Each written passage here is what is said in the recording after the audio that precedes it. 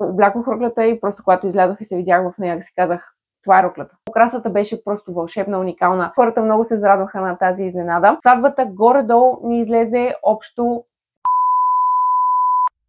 Здравейте и добре дошли обратно в моя канал. В предишното видео ви разказах как мина нашата сватба и ви споделих интересни истории от дните преди сватбата, на деня на сватбата и дните след сватбата. Така че, ако не сте го гледали, ще ви го оставя тук, както и отдолу в описанието, за да отидете да го изгледате. Днес ще си поговорим обаче за всички детайли, свързани с сватбата, как успяхме да я организираме от чужбина, колко пари ни излезе всичко, откъде си взех роклята. Така че, ако ви е интересно, останете с мен и ще ви разкажа всичко това. Мисля да започнем по хронологичен ред. Като цяло, както казах и в предишното видео, ние с Стефчо решихме да сложим окончателна дата за нашата сватба през месец декември миналата година. По принцип, ние сме свикнали малко с мисленето тук в Испания, което е всичко да се случва от много месеци преди самото събитие, но всъщност се оказа, че в България нещата вървят малко по-лежерно. Но още декември месец започнах да звъня на обредния дом, на църквата, да си запазвам датата навсякъде. И всъщност, когато се обадих, видях, че датата навсякъде е свободна. Ние сме от Ботевград и затова запазихме в обредния дом в Ботевград и в новата църква в Ботевград. Ресторанта, който избрахме, беше ресторант Нобилис, тъй като има много хубава градина, имаше място, където може да направим welcome drink. Както можете да си представите, това са неща, които могат да се случат по телефона, така че не беше необходимо да сме си в България, за да ги организираме.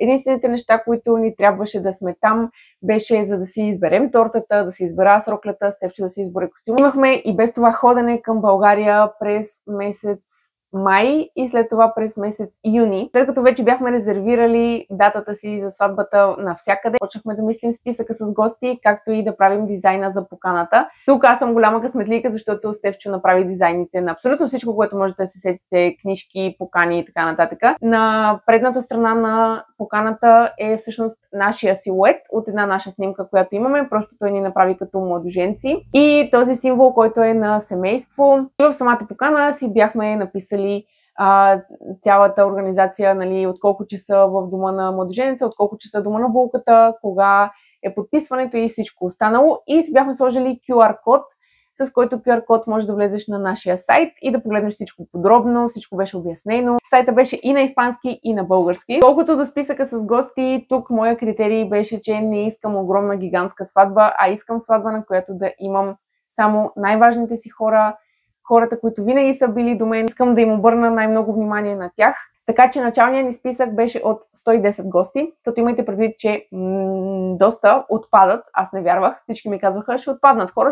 Аз не вярвах, защото кръга ми беше доста затворен. Но всъщност живота всеки си го дърпа на някъде. И като цяло сватбата беше с 90 гости. Те мисля, че принтирахме малко повече покани, отколкото трябваше. Да речем, че сме принтирали, не знам, 100 покани. Може да сме принтирали 110 покани, не си спомням, но Стефчо ми каза, че са излезнали 110 лева. Малко преди май месец започнахме да се организираме от към това какво точно ще правим, когато сме в България и колко задачи можем да свършим. Първото нещо беше да си запазим час в ателието, в което аз щях да си взема роклята, както и Стефчо да си запази, където трябваше да си вземе костюма. И още с кацането ни в България се разделихме. Аз отидох с майката на Стефчо да гледаме за рокли, а пък Стефчо отиде с брат си да гледат за костюми. Когато погледнах за булченски рокли, погледнах в интернет сайтовете на ателиетата и това, което най-много ми хареса, в него си запазих час. Ателието се казва Милвана Moments и честно казано нямам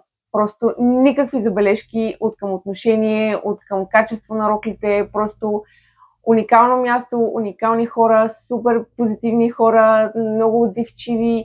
Личи си много, че си харесват работата. Ще оставя отдолу в описанието уебсайта им, за да можете да разгледате нещата, да си запазите час, ако искате. Мисля, че работят само с предварително записан час. Наистина, роклите са 10 от 10, отношението е 10 от 10. Просто в никакъв момент не усещаш, че те притискат или че бързат да те обслужат тебе, за да вземат следващата клиентка. Няма такова напрежение, всичко се случва супер лежерно, отиваш там, показват ти всички рокли, избираш си, ако искаш да пробваш. Даже момчето, което ми асистира на мен, личеше си, че си разбира от работата и започна да ми вади дори рокли, които аз не бях много сигурна дали ще ми харесат. Но всъщност се случи така, че аз бях избрала 5 рокли, които пробвах. Някои ми харесаха доста и се колебаех, може би, между втората и третата рокля. Но момчето ми показа една от роклите и ми каза, нали, защо не пробвате и тази. И аз викам, не знам, с това паднало рамо, аз може би няма да се харесам. Той ми каза, нали, пробвай я, виж се с нея и всъщност, ако наистина не ти харесва, поне вече си се видяла и знаеш, че наистина не ти харесва. Всъщност стана така, че облякох роклята и просто когато излязох и се видях в нея, си казах, това е роклята. Това е роклята, това е моята рокля. Така че моя непоискан съвет към бъдещите булки е пробвайте колкото се може повече рокли, дори да сте сигурни, че няма да ви хареса как ви стоят, няма значение, просто се вижте в тях. Защото може много да се изненадате от това, което сте си мислили, че ще изглеждате и това, което всъщност виждате в огледалото. Роклите всъщност, иронията беше, че са внос от Испания и са на марката Роса Клера, което е страхотно да си дойдеш от Испания, да си избираш рокля в София и всъщност роклята ти да е внос от Испания. Личеше си, че роклите са изключително качествени. Имаше толкова много плат на тях, толкова добра структура, стоят перфектно, залепват се за теб. Няма го това мърдане надолу-нагоре, няма да усещаш дърпане, няма да ти боцка, да те убива. Хората бяха супер отзивчиви, взеха веднага размера на роклята и когато роклята дойде, аз вече си бях в България, това беше няколко седмици преди сватбата, ми взеха мерките заедно с обувките, отрязаха я и всичко точно. Даже малко в последния момент им казах, че искам вуал, тъй като в началото не исках да нося вуал, но след това си промених решението и нямаше някакво сърдене или нещо такова да ми кажат, то е късно, то няма да стане. Напротив, хората веднага ми намериха вуал. Каквото имате като запитване, каквото имате като проблем, в момента, в който им го споделите, те винаги намират решение. Ако сте бъдещи булки, не мога да не ви препоръчам това място. Роклята ми струва 3300 лева, като вуала беше 250 лева. Не знам дали това ви се струва много или малко. Всъщност, тук в Испания роклите са много по-скъпи, така че и моя мозък малко сравнява нещата тук-там. Стефчо си избра костюма от Wedding Center. Няма какво лошо да кажа и за тях. Уникално отношение, Стефчо беше изключително доволен. Каза, че много добре са му помогнали, са го асистирали с обувките, с костюма, с ризата. Просто той беше изключително доволен от отношението. Всъщност от Wedding Center си взехме и гривничките и бутониерите за гостите. Така че сме много доволни и от поръчката в интернет, която направихме. Супер бързо я доставиха. Костюма на Стефчо плюс втората риза плюс обувките, всичко общо излезе 1200 лева. Другото нещо са обувките. Обувките си ги взех от тук от Испания и бяха най-обикновени обувки за 25 евро. За обувките няма какво много да кажа. Беше ми много важно през целия ден на сватбата да ми е комфортно, защото знаех, че ще започне калабалъка, бутаници, работи и си казах, аз нямам никакъв шанс да седна на спокойствие да си сменя обувките, затова просто си вземи обувки, които ако се наложи да си цял ден с тях, можеш да си цял ден с тях. Много ми беше важно кръка ми да не е ето така. Кръчето ми беше може би ето така, което е окей. И всъщност да продължим малко с визията като булка, жартера, чантата, аксесуарите като колието, обуците и така нататък си ги взех, честно казано, от Shein. Не се срамувам, не ме интересува. Знаех, че е нещо, което просто е за украса. Не знам даже колко пари бяха, сигурно нещо от сорта на 2 евро. Никаква идея нямам, но бяха просто така там за украса. Така че общата визия не се увеличи много като цена. Избирането на роклята и на костюма, както ви казах, се случи сутринта, когато кацнахме в България през месец май. Тъй като свършихме тази задача, отидохме веднага да избираме сватбената торта, която си избрахме от една сладкарница в Ботевград. Мисля, че се казваше Ексклузив. Сладкарницата ще сложа и нейния сайт, ако имате, или страничка във Facebook, отдолу в описанието. Избрахме си торта, която беше на 3 етажа в цветовете, които са и на украсата на сватбата. Украсата на сватбата ни беше в цвят праскова, така че и украсата на тортата беше в този цвят. Една много хубава торта с розички. Не искахме да има фигурки отгоре върху тортата и просто си избрахме отпред да има буквичката С и В. Тортата беше 70 парчета, ако не се лъжа, защото жената ни каза, че парчетата са доста големи и няма смисъл да взимаме точно толкова парчета, колкото и гости има на сватбата. Тортата ни излезе 400 лева. След като си избрахме тортата, отидохме да се видим и с жената, която ни беше декоратор. Оставя и нейната страничка във Facebook долу в описанието, ако искате да се свържете с нея, ако сте от Ботевград. Мисля, че всъщност тя има клиенти и от София, защото ни е казала, че има сватби в София. Жената мога да казвам само хубави неща за нея. Толкова е оригинална, толкова е креативна, просто няма нещо, което на нея да й се опре, няма нещо, което да кажеш, че го искаш и тя ти каже, ми то не може, ми то няма да стане, ми то не става. Винаги намира начин да направи това, което вие искате, което сте си намислили, дава супер оригинални идеи. Идеята за това как Стефчо да гони жартиера всъщност беше нейна. Абсолютно цялата украса тя я направи без ние да й казваме нищо. Ние казахме само, че искаме да е в цвят праскова, че искаме да има свещи и искаме да има много лампички навсякъде, защото и на двамата ни харесва да има светлинки, блещукащи работи. Украсата беше просто вълшебна, уникална. У дома горе на нашата вила също беше украсила, просто и там нямам никакви забележки, всичко беше чефскис. Всъщност тя даже ни даде идеята за този телефон за пожелания, който имахме на нашата сватба и на него записва съобщенията от гостите. Също беше много приятна изненада, когато разбрахме, че диджея, с който искаме да работим, всъщност винаги идва с водеща на сватбата и тази водеща се оказа нашата декораторка Миглена. Просто бяхме в екстаз, че тази жена ще е водеща на нашата сватба, защото е супер забавна. Има дар слово, винаги намира начин да излиза от ситуациите, ако нещо се обърка. И другото, което е да имаш водещ на сватбата, много улеснява младоженците, защото водещия е този, който наблюдава гостите, който си дава сметка дали тази музика е подходяща, дали хората танцуват, дали се забавляват, дали трябва да се прекъсне сватбата за някаква игра, за да стане малко по-интересно. И всъщност с нея, още когато разбрахме, че тя ще ни е водеща, докато си обсъждахме украсата, започнахме вече да обсъждаме и воденето на самата сватба. Тя ни обясни всичко от до. Обяснение за всички традиции, питки, дарове за кумовете, влизането на младоженците, абсолютно всичко, което трябваше да знаем, тя ни го обясни, което за нас беше супер, защото ни улесни много, нямаше да се лутаме на самия ден, сега какво трябва да правя, сега къде трябва да ида, сега къде да застана. Аз си казах, че има някои неща, които не искам да се случват на нашата сватба, като например това да се раздава микрофона на всеки, да се изказва и да прави някакви речи. Не исках да става скучно. Друго нещо, което обсъдихме, бяха игрите, защото и казах, че не искам да става като някакво театрално представление. Сега младоженците ще направят така, сега ще пукат балони, сега ще правят това, сега ще се гонят, сега ще така.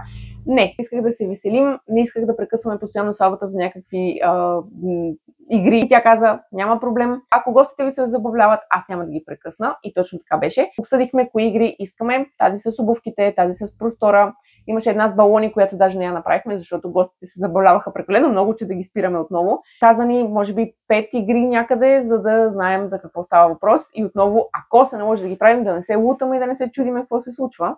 Всъщност тази жена пое отговорност и за welcome drink, да посреща хората, докато ние сме на сватбената си фотосесия, което беше страхотно. Имахме доверен човек там, който да ни посреща гостите. Между другото, там, където се бяхме снимали с гостите, това таблото хубавото с книгите залепени на него, тя ни го направи. И за всичко това, за украсата вкъщи горе на нашата вила, за украсата в ресторанта, за украсата на welcome drink и така нататък, за всички видове украси, телефони и така нататък, ни взе 1800 лева, а отделно си имаше цена и като водеща на сватбата, която си влизаше в пакета, защото тя вървеше в комплект с диджея.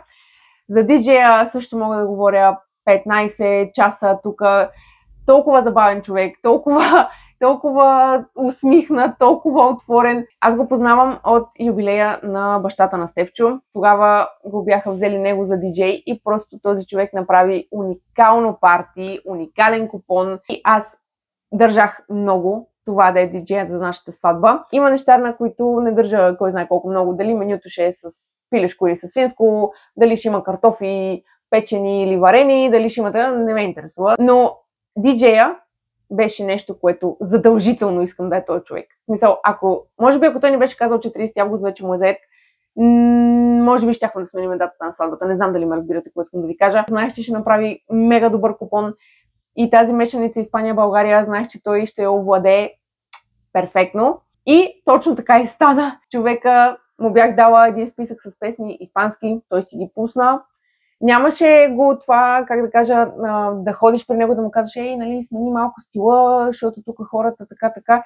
Не, той си виждаше хората, преценяваше си хората. Другото нещо, което говорихме с него, бяха светлините. той ни сложи такива дискотечни светлини, червено, зелено, синьо и така нататък да се сменят. Така че пакета на диджея плюс всички тези екстри светлини и така нататък ни излезе 1900 лева. Мисля, че това беше всичко, което свършихме в дните, в които си бяхме в България през месец май и през месец юни. Всички други неща ги оставихме за 3 седмици, които имахме преди сватбата. Така че започваме с тези неща, които свършихме малко преди самата сватба, малко в последния момент някои неща, но така се случи. Първото нещо, за което ще ви разкажа, е подаръците за гостите, които подаръци решихме да бъдат една малка книжка, която разказва нашата история с Стефчо и един мъничък дървен книгоразделител. Ако забелязвате, в сватбата имаме тези компоненти на книга, украсата отзад имаше разтворени книги. Всъщност всичко идва от това, че ние искахме задължително едната маса, която е с испанците, да си бъде с име Испания. Не искахме масите да са маса 1, маса 2, маса 3, маса 4 и така нататък. Искахме да имат имена. Обаче сега идва проблема как ще ти се казват другите маси. И това също го говорихме с Миглена, нашата декораторка.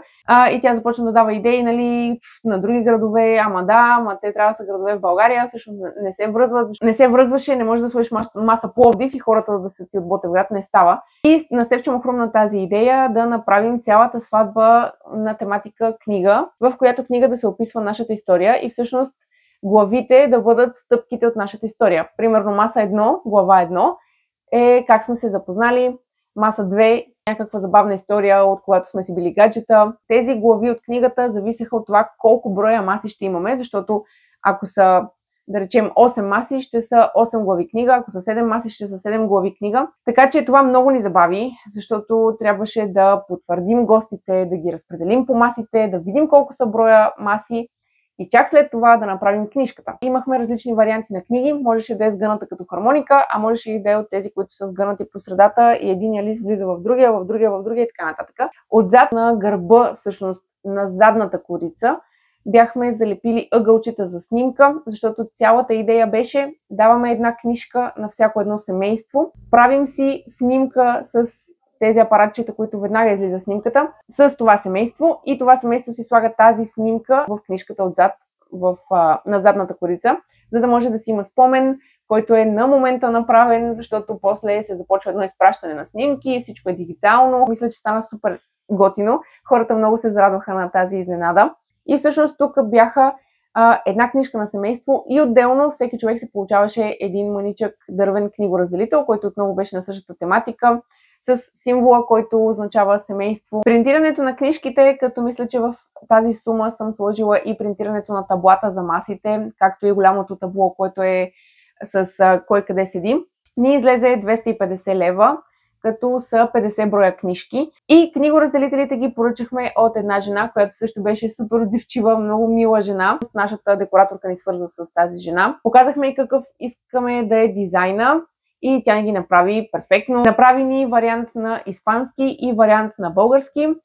И цялата поръчка за, мисля, че бяха 125 книгоразделителя. Цялата поръчка ни излезе 315 лева. Другото нещо, книжките също бяха и на испански, и на български. Някои от другите неща, които за щастие бяхме свършили от разстояние, беше онлайн поръчки на всякакви джунджури, за които можете да се сетите, като например тези светещите очила, които ви показах, светещите гривни. Бяхме си взели такива татуси, които се лепят с вода, празничните чашки, които бяха за обредния дом. Всички тези неща ги поръчахме онлайн. Повечето неща съм си поръчала от Shein, от Temu, откъдето се сетите. Не мога да ви кажа колко общо струва всичко. Мисля, че две големи поръчки бяха около 160 лева, така че да речем някаква груба сума от, не знам, 400 лева общо за абсолютно всичко, което сме поръчвали онлайн. В този списък включвам и бутоньерите, гривните за гостите и така нататък. Имайте предвид, че тук аз бях взела и кобури и пистолети за онази фотосесия, за която ви разказах в предишното видео. Естествено, другото нещо, което трябваше да свършим, когато си отидохме в България 3 седмици преди сватбата, беше да си платим кувертите за гостите.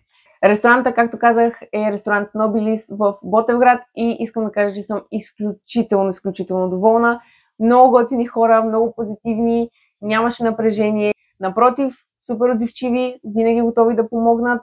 Аз даже не ги усетих по време на сватбата, толкова така се шмугват между гостите, за да сервират, да отсервират и така нататък. Уникални хора, наистина мястото уникално. Много е красиво. Кувертите бяха по 65 лева на човек и 25 лева на дете. И естествено към това трябва да добавим и допълнителни разходи. Например, взеха ни още малко пари за welcome drink, взеха ни за овертайм и естествено каквото си поръчват гостите отделно от менюто, си се плаща отделно. Тоест бира, когато си поръчат допълнителни безалкохолни, всякакви такива неща. Мисля, че всичко ни излезе близо 7000 лева. Говориме куверти, деца, овертайм, welcome drink. Сега със сигурност в София цената е доста по-висока, поне така предполагам. Със сигурност в Мадрид е в пъти по-висока, Тук съм чувала такива цифри, че просто аз тук в Испания мисля, че няма да мога да се ожена. Всъщност от ресторанта ни казаха, че можем да си внесем алкохол, освен бира.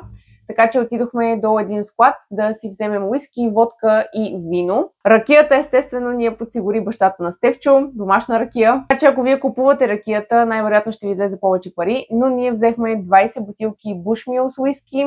Мисля, че 12 бутилки бяло вино, 6 бутилки червено вино, ако не се бъркам. И всичко това ни излезе около 800 лева. Имайте предвид, че харти са много алкохол. Естествено, отново тук става дума какъв алкохол си купувате, колко бутилки купувате, колко са ви гостите. Това са цените за нашата сватба, която беше от 90 човека. Пак повтарям. Взехме алкохола и си бяхме разплатили кувертите и всички тези неща. Започнахме да тичаме по други задачи.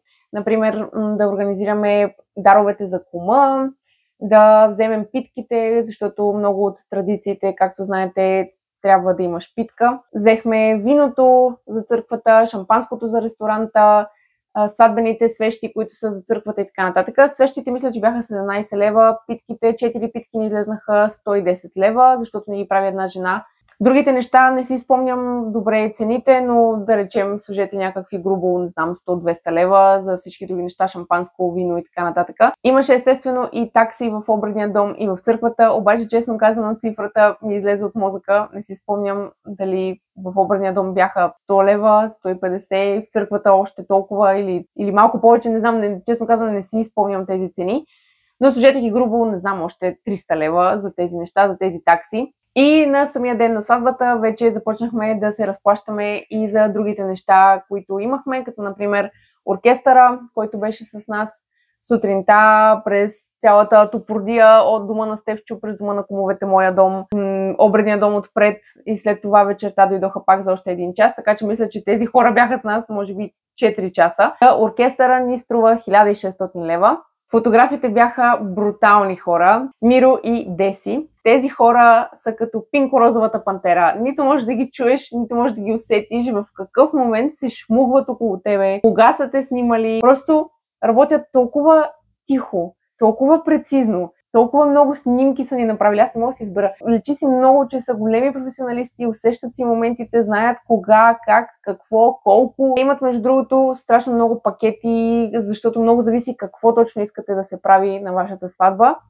На нас ни взеха 2000 лева, което си е стандартния пакет, но имат по-евтини варианти, имат естествено и за повече пари, имат дрон, имат каквото се сетите. Просто уникални хора. Нямаше нещо, на което да кажат не може, не става. Другия огромен професионалист, който беше част от нашата сватба, беше Коцето, Костадин Колев. Уникален човек, уникално преживяване, уникален салон, уникална прическа. Той човек паметник трябва да му направят. Просто много е добър в работата си, много е добър в това, което прави. Прическата не мръдна, нямаше фиба, която да ме убива. Така направиха плитката и така я закачиха за главата ми, че аз имах чувство, че някой ми държи така прическата през цялото време. Двата кичура, които ми беше изкарал ето тук, които аз му казах, това малко ще ми влиза в очите и най-вероятно в края на деня ще направя така и ще ги сложа отзад.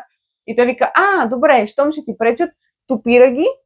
И те застанаха ето така по-далече от лицето и просто аз не ги усетих тия два кичура. Грима на момчето, което работи с Коцето, уникален, не мръдна. Целият ден, целувки, прегръдки, не мръдна този грим. Много добре работят, супер позитивни хора, с много качествени материали работят. Между другото, когато си свалих прическата, преброих фибите, бяха 52. 52 фиби, от които аз усетих 0.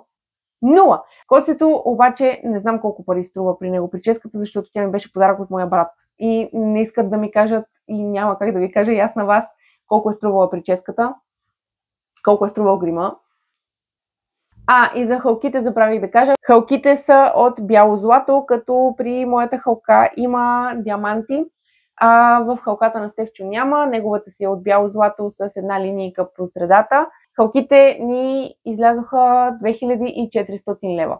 Двете халки. Между другото, също така отидох при коцето, може би 2 седмици преди сватбата, за да ми направи, както виждате, тези кичури малко по-светли. И стана бомба. Да, така че по мои сметки, горе-долу, като имайте предвид, че може би забравям някакви неща и забравям някакви разходи, сватбата горе-долу ни излезе общо 25 000 лева, може да са 26 000 лева, но горе-долу това е цената на нашата сватба. На мен не ми се струва много, не ми се струва и малко, струва ми се стандартна, нормална цена за една сватба. Със сигурност тук варира много откъде сте, ако сте от София, със сигурност всичко ще е много по-скъпо.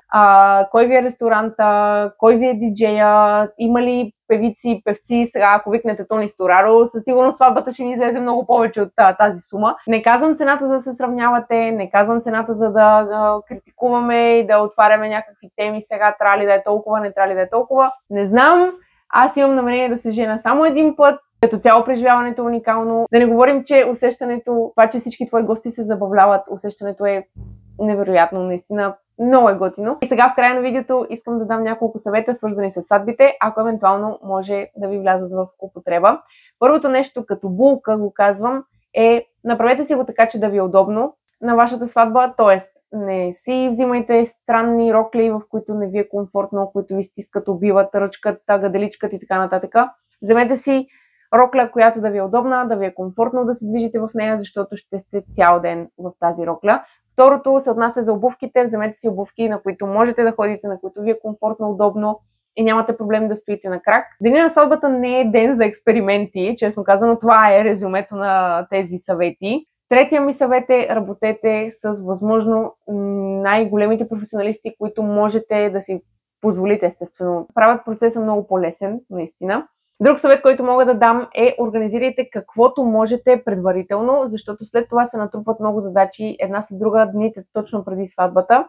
И ако имате възможност да си вземете отпуска малко преди сватбата, още по-добре, за да имате възможно най-много време. И друг много важен съвет, нещо, което с Стефчо направихме и за което много се радвам, беше на един Word написахме си как протича една сватба. Тоест, сега като в дома на младоженеца се случва това и това, за което ти трябва това и това. Тоест, примерно, в дома на младоженеца идват гостите от страната на младоженеца, така че ти трябват балони за колите, трябва ти храна, чинийки, салфетки, чашки. И това са неща, които може да ви се струват супер тъпи да ги напишете на лист, но когато ги напишете, осъзнавате какво всъщност ви трябва, да не забравите нещо и така нататък. Това много помага да си структурираш в главата всичко, което трябва да стане и да не мислиш за следващата стъпка, защото тя вече ти е в главата. Ти вече си направил един план, по който просто си вървиш. И друг съвет е разчитайте на околните. Опитайте се като младоженци да се отпуснете, ако сте от семейството на младоженците, опитайте се да им помогнете, защото това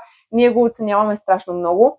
Неща от сорта: взехте ли пликовете за обредния дом, взехте ли питката за църквата, взехте ли това. Не ги мислят младоженците на деня на сватбата, ако има някой от семейството, който да помага. В нашия случай беше сестра ми, майка ми, Стефчо, родителите, брат му, приятелката на брат му. Ние като младоженци, благодарение на това, успяхме да се отпуснем и успяхме да се насладим на сватбата. Друго нещо, което е много важно като съвет: опитвайте се на всяко нещо, което ви се предлага като храна, да си взимате поне малко. Защото накрая, когато седнете в ресторант и си казвате: сега аз сядам тук да ям, няма да ядете. Поне ние не ядохме, защото се започва сега танца, сега хорото, сега изненада, сега оркестъра, сега тук, сега там, иди си дай на здраве, иди това. Нямаш време да седнеш спокойно да ядеш. Така че ако ви се предлагат някакви сладки пред църквата, вземете си една сладка. И като цяло мисля, че това са съветите, които мога да ви дам. Разчитайте на другите, опитайте се да се отпуснете, да не мислите за нещата, пригответе си всичко предварително и повярвайте ми, всичко ще бъде наред. Всичко ще бъде наред. Денят ще мине бързо, прекрасен ден е, много хубаво ще се изкарате, обещавам ви го. Не мислете за нищо, просто се забавлявайте и се насладете на момента. Надявам се това видео да ви е било полезно, да сте успяли да извлечете някакви съвети от това, което разказах и това, което показах. Надявам се да сте добили някаква представа как се случват нещата, колко струва всичко. И ако сте на път да се ожените, пожелавам ви всичко хубаво, пожелавам ви една прекрасна сватба, да ви е много забавно, да всичко да мине както вие си го представяте, както е било във вашите мечти и да сте много щастливи. И да, благодаря ви, че гледахте, че останахте до края на видеото. Ако ви е харесало, може да му дадете по един палец нагоре. Може да се абонирате за канала, ако искате да гледате неща свързани с фитнес, хранене, сватби, всякакви преживявания. Ако искате, може да ме последвате в Instagram и в TikTok. Благодаря ви, че гледахте и ще се видим в следващото видео.